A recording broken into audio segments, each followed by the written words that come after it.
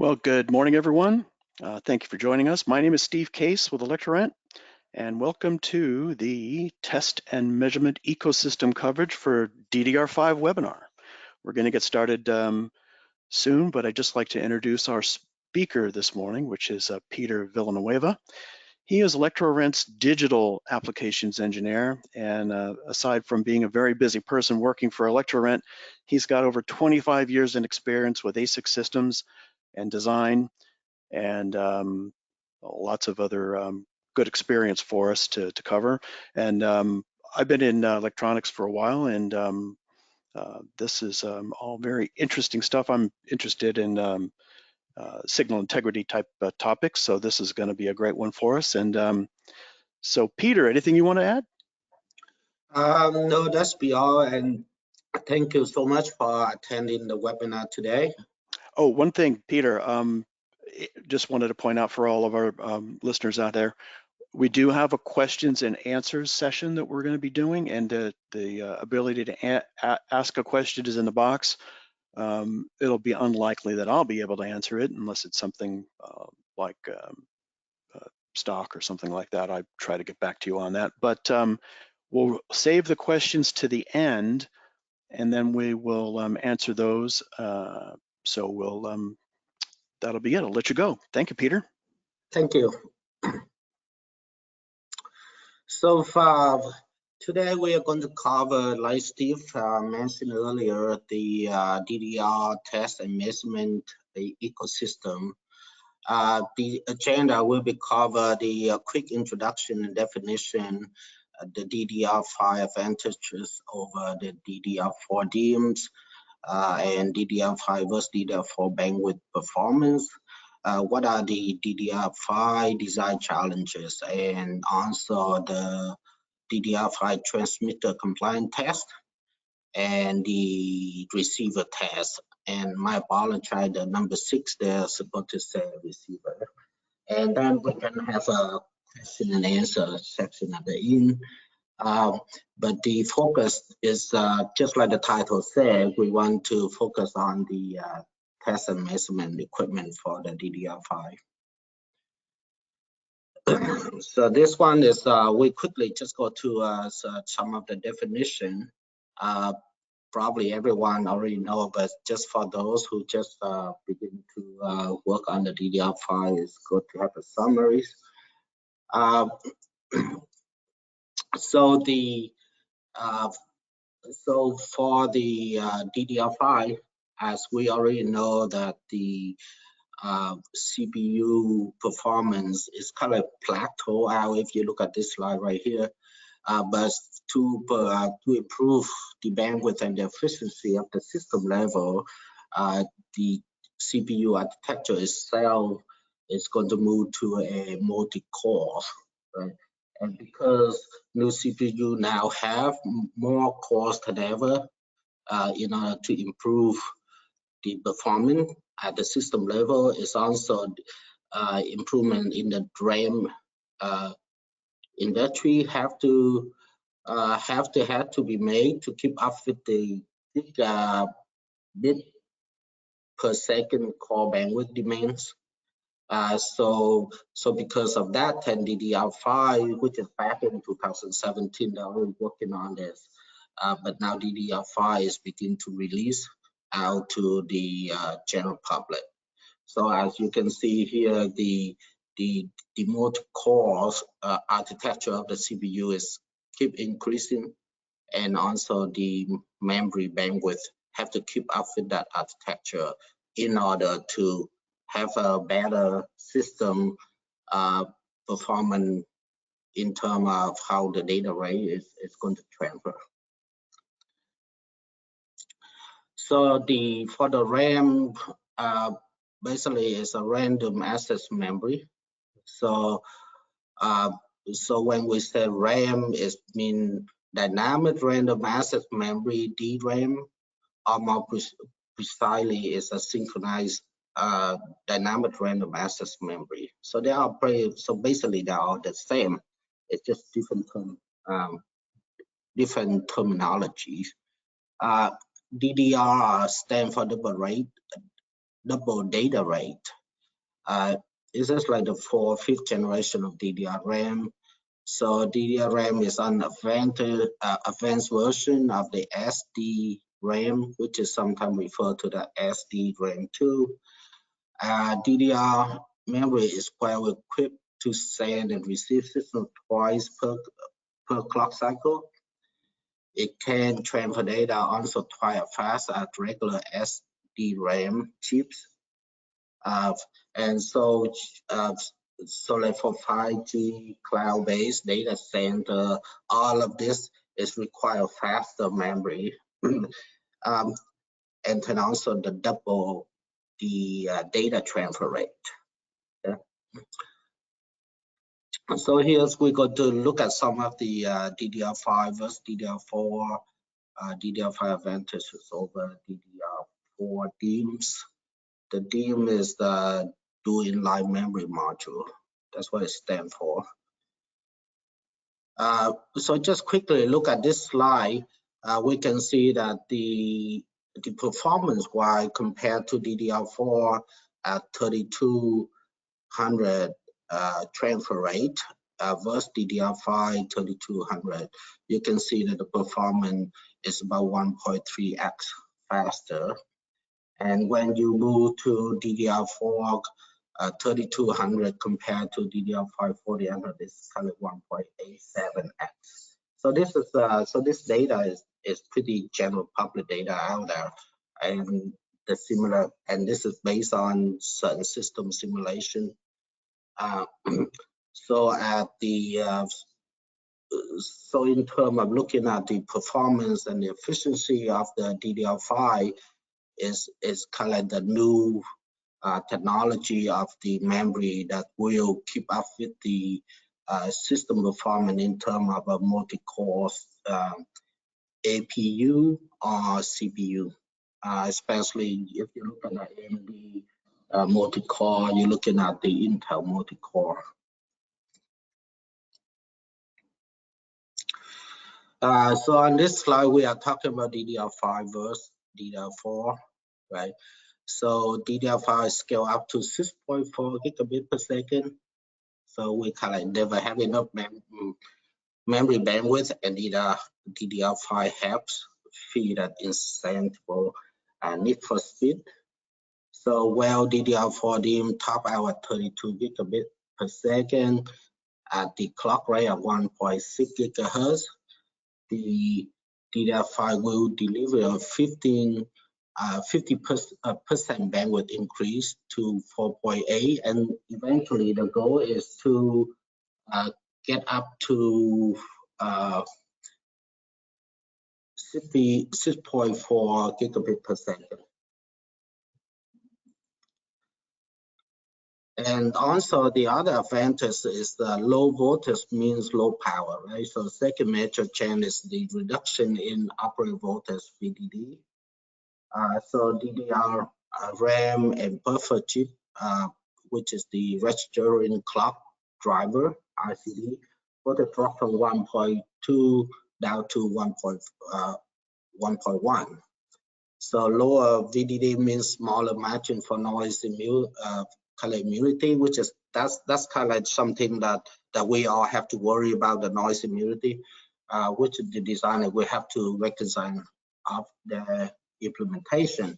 So lower voltage, that's mean lower power consumption, is going to be a greater advantage in terms of cost, especially for data center and clouds and all that stuff. But then also you have a lower voltage. That means now your noise margin is low, is much smaller. And also the new power architecture for DDR5. So in this case, DDR5 DIMM power management moved from the motherboard to the DIMM itself.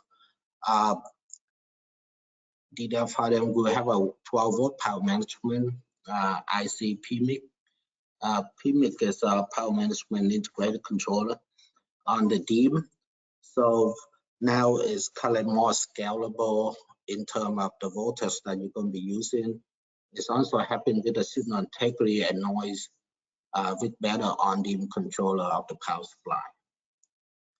So you don't have to have a long trace on the motherboard, on the PCB, and run all the way to the DIMM socket and up to the DIMM itself. DDR5 versus DDR4 channel architecture. So that's another major change in DDR5. It's a new DIMM channel. So DDR5 SDIMM will have 2 channels. Each of the channel will be 40 bit wide, 32 data bit with 8 ECC bit.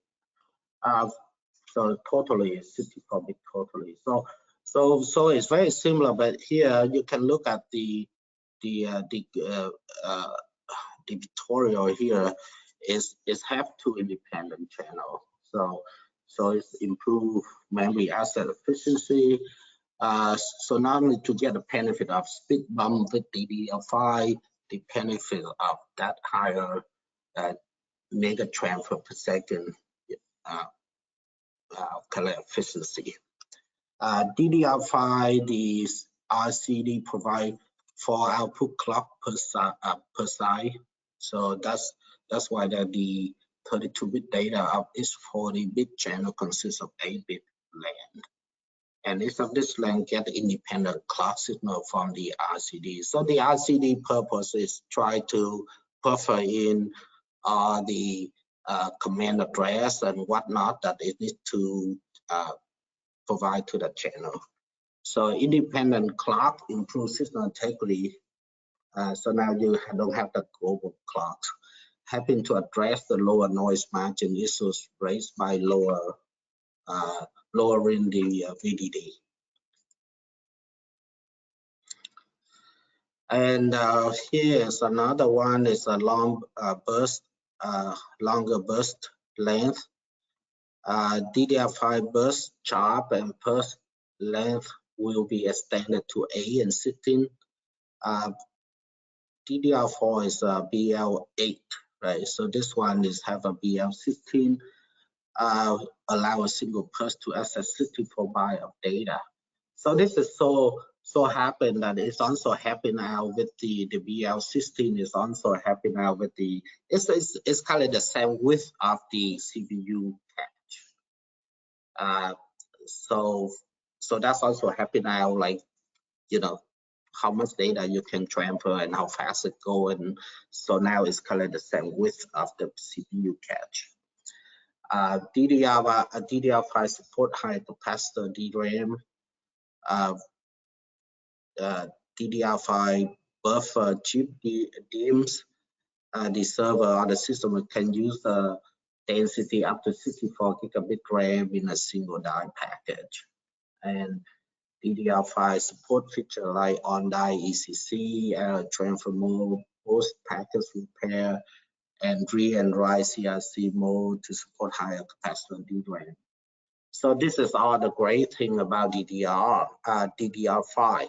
So the higher density of memory, lower voltage, lower power consumption, you know, and also the BL16 have the efficiency of data transfer. But, you know, just like anything else, there also the good and also some of the bad things that we need to look at. So this is just like a summary of what we just discussed, like the top most significant specification advance made in the transition from DDR4 to DDR5. So this is what we just go through earlier slide. So burst length is 8, C4, BL8, now BL16, higher memory efficiency. Maximum density is, you know, you can go up to 64 gigabit, and this is this all depend on the OEM and the designer. How do they do so? How did they do memory controller and how everything else work together? So it will be some variation between the DIMM and the memory OEMs. So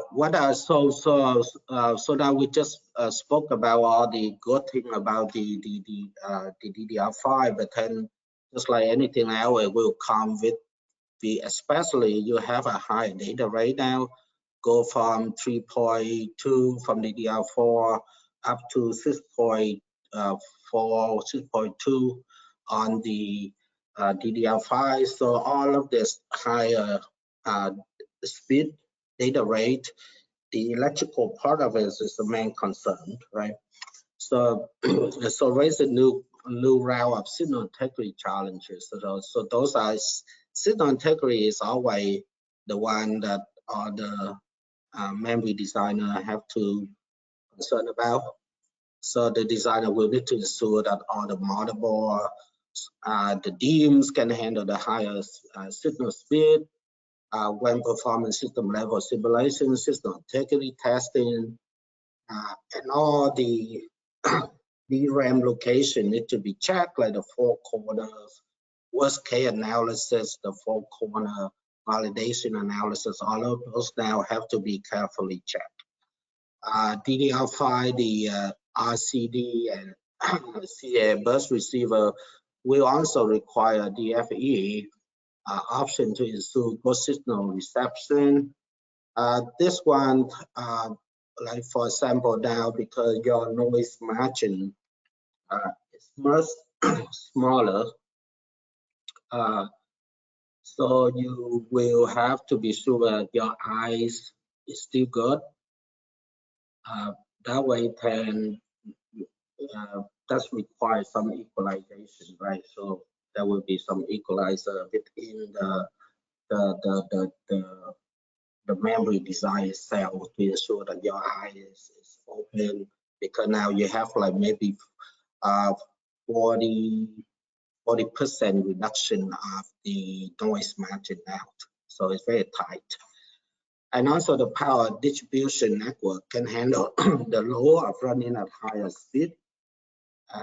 If it goes signal integrity, if it got clean power supply to the DIMMs, and the DIMM connector from the motherboard to the DIMM will also have to handle the new clock and data rate.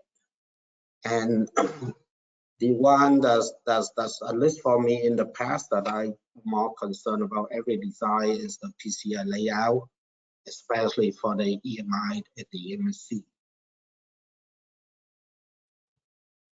So those are the concern how we're going to test. Be sure that we have a robust design and we have enough noise margin that will support 6.2 gigabit per second.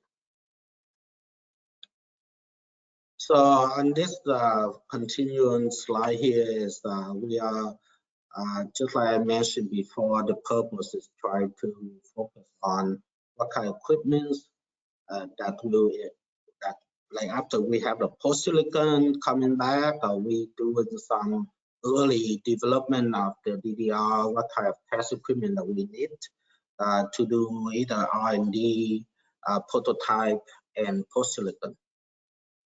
So the next couple of slides, we're talking about the test equipment and the what available, and also if we're going to do a pre-compliance or we do compliance testing, what software that needed for those compliance testing.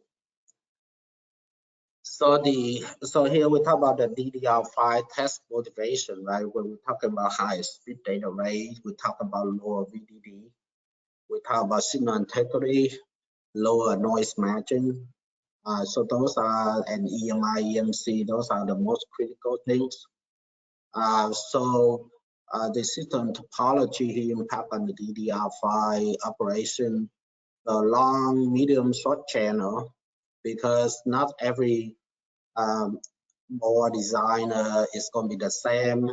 Some PCB, the location of the DDR5 socket or the tray is going to be different because it's in different location on the PCB. So you can have a long channel or you can have a medium traces go to the DIMM socket or soldered out. So those are variation, right? And then also the high-low crosstalk between the tracer channel within that PCB or the motherboard. That's all be variation. So it's all based on the designer of the specific layout. The impedance control also like critical because we want all the channel to match, and many other things like, for example, EMI. You know, if you want to run the trace, you want to be sure that they have enough space between the traces. What kind of FR4 or what kind of materials you're going to use, and multi-layer board PCB. So the protocol testing design test case must be chosen to drive the board design, which I think is very important. And workload, the UT configuration data pattern also drive the test stimulus, right? So you'll depend on what type of package you send, where are the memory sit, and what kind of workload you send. So those are the one that will do the four corner test to ensure that we have a robust DIMM design or PCB design. So here is this one focus on is there are many test and measurement vendor out there. But for example, for this purpose, I'm currently more focused on the Keysight DDR5 test flow. So Keysight DDR test flows. So like you have that will Keysight have the modeling and simulation. So before you do anything, you want to run some modeling and simulation to see what to give you some kind of confidence level how you're going to design your DIMM, your memory, or your socket. Basically, focus on the electrical channel from the CPU all the way up to the socket. And then how we're going to test it? We're going to look at the probe in an interposer, depending on what kind of test you are planning to do. They transmit the test with oscilloscopes and compliance software. So there are many versions of the scope out there, and then everyone will have their compliance software. And then we're looking at the receiver test feature, receiver test solution for look back, the bit error rate testing, the intent, look at the logic analyzer or the analysis, the power route probe. The power route probe is more like if you need it, to look at your signal integrity, the AC that right on top of the DC. So those are the test flow and the essential test and measurement equipment that you might that require for you to do your test. So here we talk about the DDR transmitter compliant test. So again, I'm using the sample available software from Keysight. So the DDR compliant test application software provide a fast and easy way to test it. So like in the old day, we need to test the specification, and then we need to sit down and set up the scope for that particular test that we're interested in. And that takes some time, and there are millions of tests that we have to go through.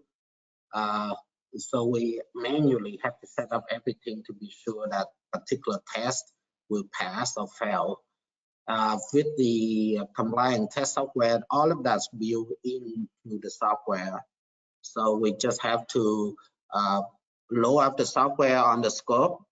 And like, for example, here is DDR5 test, and we pick our data rate. and we just go through the wizard, and then it will ask us to set up certain thing, and then we push the button, and it will run through the test that you particularly interested in. And after it's run, then it will get a report. It will spit up, it will generate a report, and then it will tell you the particular test or the whole bunch of tests that you pick to run, which one it passed and failed very quickly. So that way then we can focus on why it's a fail, so we can proceed with the root cause progress. So that's so the D950 DDR-C, that's it from Keysight for the transmitter compliant test software. Okay. And here is one of the example that I use. So for example, from Keysight, you have many different Infinium scope model. In here, I just but this is just Keysight. You can use any other vendor also. And so the VZ UXR, which is a new series, you can go from 16 to 20 gigahertz bandwidth of the scope. And then the probe, you want the probe to be higher 20 gigahertz bandwidth, right? So you need minimum two, so you can look at your DQ and DQS, and probably you want to look at your clock, but the minimum requirement there, and also the BNC adapter. So depend on which scope you pick, and from which vendor, you might need some kind of BNC adapter to configure, right? And here's the micro head as you get the probe amplifiers, and you need some kind of you need some kind of probe head, so you can probe your signal, so you can connect to your test point, your TP. And this is important because when you connect your probe to the test point, as you already know, that the probe itself is an active circuit, and the impedance, like the capacitive loading, the resistance, the inductance, all of those parameters is critical for higher speed data rate. So the micro head is important that you don't want to create a longer loops, the longer wire, the longer loops, because that will affect your signal integrity, and also it will affect your test data. And so those are the critical, especially for the probe heads. And then here I mentioned earlier the TX combined test software. And also there are some additional software associated with that, like the equalizer. We talk about the embedded S parameter kind of things. And then we look at the jitter and noise. For DDR5 or DDR4, the jitter and noise is very forgiving. I almost like don't care. But what you care about the ISI, the interference source. So those are the certain things that we need to pay attention to. The other one here is so down here I kind of show you some of the pictorial of the scope that Keysight provided, and Keysight provide you the whole ecosystem.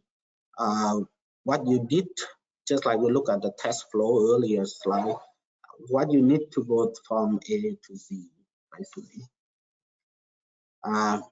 And then so that's it for the transmitter test.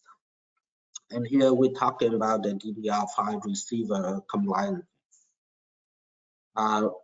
So receiver compliant test is a little bit, the transmitter test is kind of basic, kind of very not that complicated in terms of how you set up the scope, how you choose the right probe, what kind of software associated with the scope that allow you to quickly go through your transmitter test. So it's pretty clear in terms of what we need to do there, right? But the receiver test, conformance, the characterization software here is a little bit complicated because we are talking about we need to set up, depend on the level of your testing. You can automate your test to run through the receiver test faster. So that's why Keysight have that software called the M8085 RCA DDR5 for the receiver test itself, and the layout is pretty similar to the transmitter test, which is very intuitive to use. And so you have DDR5 here. Again, you are testing what you're testing your dual buffer, you're testing your RCA, your register clock here, are you testing your DRAM, and then there's other parameter that you have to set up. You just follow through the software, and it will run the test just like on the transmitter test itself side, and then at the end it will provide you the test report that it will indicate what test it passed and what test it failed, so we can quickly focus on what failed and try to root cause the issues. So that's the conformance software for the receiver in of it. Okay. So in terms of how are you going to generate a package to test your, either you test your silicon controller or DIMM, and specifically you are more concerned with the electrical channel, with all the impedance, with all the mismatch, the crosstalk and all that stuff. Then the requirement for that part of it from the receiver in is a M8020A, or you can use other vendor like Enrisu. Some other vendor also provide the J-BERT here, but here I'm just using the Keysight sample.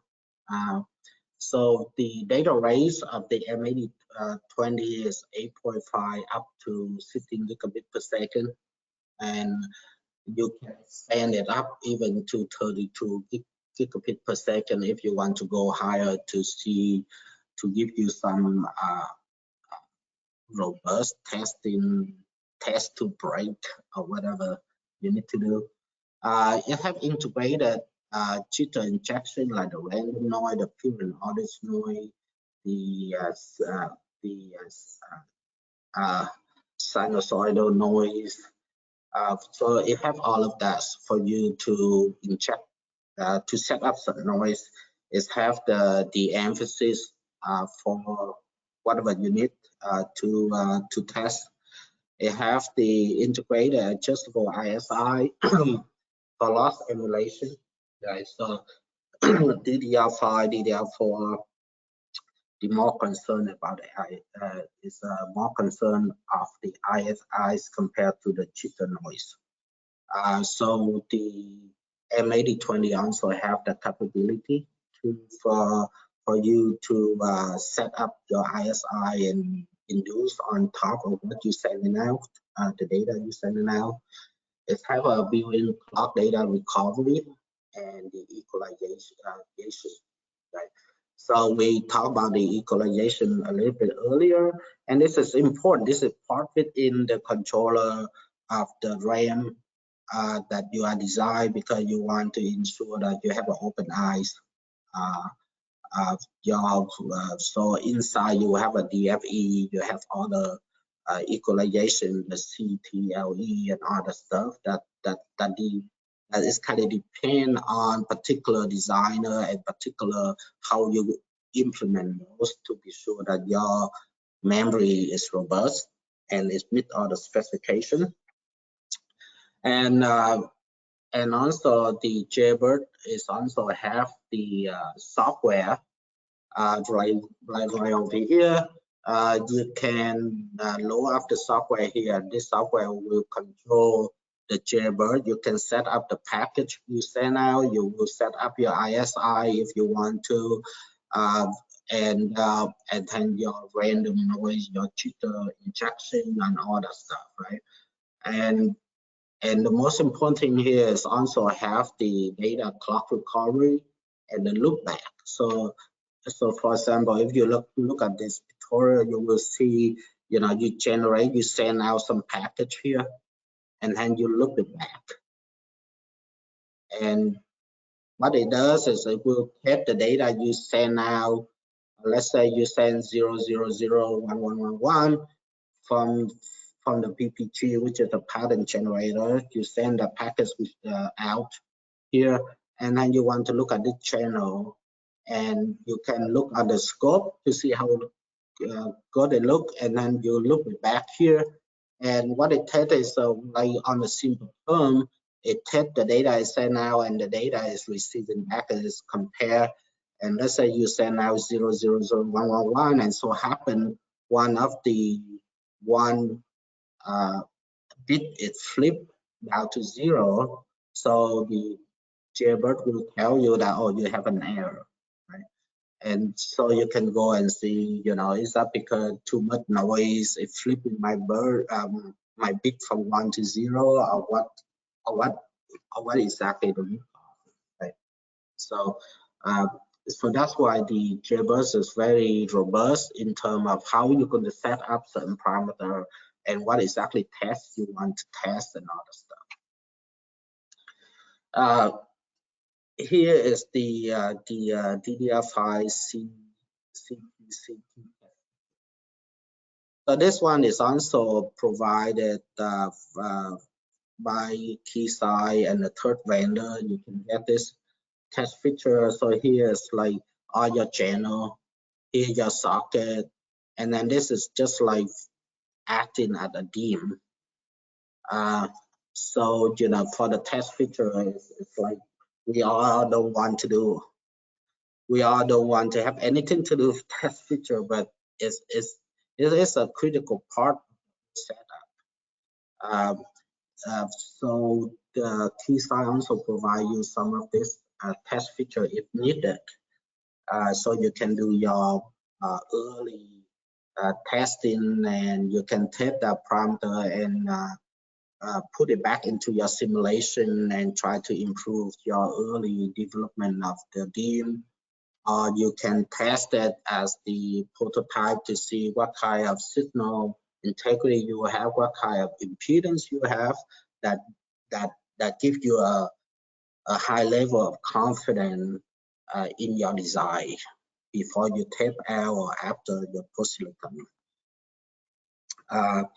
And the one thing is kind of nice about this is also provide you the embedded file, which is the S parameter that you can be embedded onto the scope, so you can have to boost a full channel testing. So it will take into the account of all the Z, the inductance, the capacitance, the resistance on that channel, and all of that is, if you calculate it out, it become by the reactance data rate, and you take all that thing, you calculate out, it gives you the impedance. And if you do this, then you also take the embedded file, which is the S parameter, part of the impedance that you can embed it onto the scope and do the fully channel test, taking in all the parasitic consideration. Yeah. And so this is this one is just a visualization of the setup. It's not necessary to be the same, but this is just give you a high level of how things going to hook up, what exactly it is. So for here, you have like combined applications just on your scope. You go through the controller board. The controller board here is just like to control like what test I want to test, right? You want to test like the RCD, you want to test the CA, you want to test the DRAM. So it's kind of nicer to have this controller board to be able to tell what exactly what you want to test there. Usually this setup right here is more like in the manufacturing environment, like the factory, because you run through many tests in there. But now Keysight is working on the controller board, so I believe that you can take that same setup that in the factory that you can put on your bench, and then you can do some testing in real time in terms of taking your design to the factory and ask them to slot you the time so you can do some critical tests if you need it. So this is kind of for it's kind of CE copy exact kind of CE, but it's a bench test version of it. So here you have the controller board coming here. You have your command address come in here, and the setup and stress eye from the BERT coming into the test feature that we saw earlier. And here you have, and then you run through this. So you send a signal going through here. This one tell what test you want to test, and then here you send a pattern out through your test feature of like your PCB or your motherboard, whatever you have there, and then you have the socket here and the DIMM module, and then you send the packets, and then you come out, and then you look it back to the BERT. So the BERT can do the BERT, the bit error rate ratio, to tell you if you have error or not. And then this is the flat out version of it, the same thing. And here you have the aggressor right here. The aggressor is like your test, your DUP. You send out a test pattern, and so that's kind of like, okay, I'm do normally thing what I do, but now I want to see how robust my design is. So I need to have that aggressor, right? So I will induce some unwanted parameter onto what I send out to see how robust my design is, and to see what the limitation of my design when it break. So most of the time people using that the aggressor for that kind of definition and that kind of test. So here is for the DDR5 receiver test application. The measurement, the DSQ voltage sensitivity, DQ voltage sensitivity, DSQ jitter sensitivity, DQ stress eye, command address voltage sensitivity, stress eye, the same thing, and this is DQS to Q. And before, just like before you do anything, any testing, there's a calibration, right? So you want to calibrate your jitter, your crosstalk, your stress eye, your command address voltage, and your CA stress eye and all the stuff. So the receiver test application software, and it will allow you to do all this calibration before you run your test. The one I want to mention is, as you know that the scope I mentioned before is 16 giga bandwidth, 220 giga bandwidth. This is important that when you do the calibration, you want to have a higher bandwidth scope. right? So you can cover all of this calibration, the higher bandwidth, so allow it to have the matching and other stuff. So that's why I was normally thinking like the 20 gigahertz bandwidth scope or the 25 gigahertz bandwidth scope will cover everything that you need for the DDR5 testing, on both on the transmitter and on the receiver side, especially on the receiver side. So here is one of the example for the DDR receiver combined test. Just like on the transmitter test, I have the table, what kind of probe you need, bandwidth you need, scope, adapter, if BNC adapter, if you need to have, the probe pairs and the software. Very similar here. For the receiver, you will need the M8020 if you're using Keysight, for example. But if you use other vendor, the general concept is the same. So you need the J-BERT M8020 from Keysight or Enriso or whoever you pick to use.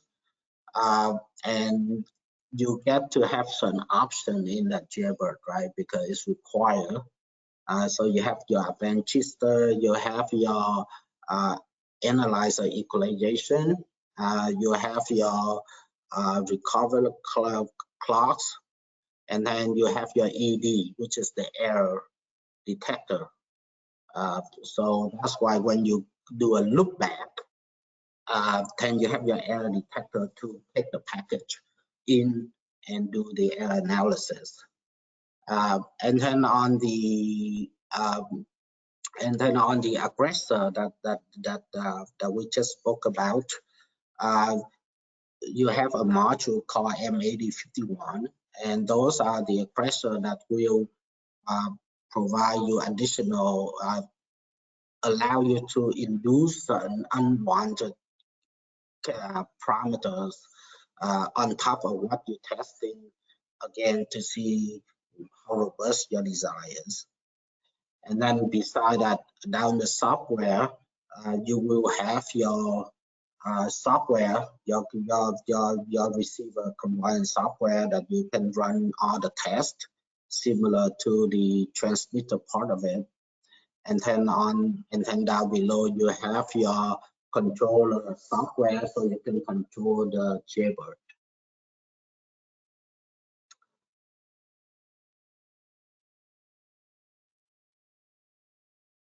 And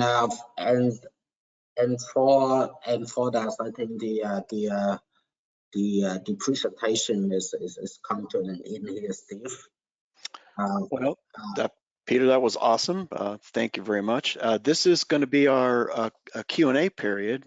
So if you do have a question, you can use the GoToWebinar questions section and put a question in. But before we answer any of those, I just want to point out that in the handout section for the webinar, I did put all of the slides from today so that you can go and grab those. There's a lot of detail in there, and I know, Peter, you went over all of that, but I'm sure that there's so much in there that it's easy to forget some of that detail. So go ahead and grab that PDF of the webinar slides, and we'll see if there's any questions coming up.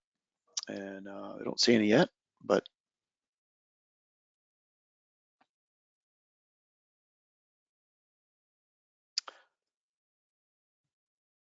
so no questions for you, Peter. So you're going to let you off the hook today. Yeah. So if you have any question, please send it to Steve or the Electro. And if you have any question about the equipment that we have for DDR testing, please contact Electro website or Steve directly. He can provide you the correct channel information that you can inquire. All right, so just want to thank everybody for joining us. That was an awesome presentation, Peter. So thank you for joining our DDR5 webinar. And if you have any questions, send us an email and we'll be happy to get it to you. Hopefully you grabbed that handout it does have all of our contact information on there as well. So thanks everyone for joining us, and thank you very much, Peter. See everyone Thank you, later. everyone, and thank you, Steve, and wish everyone have a wonderful day. Thanks.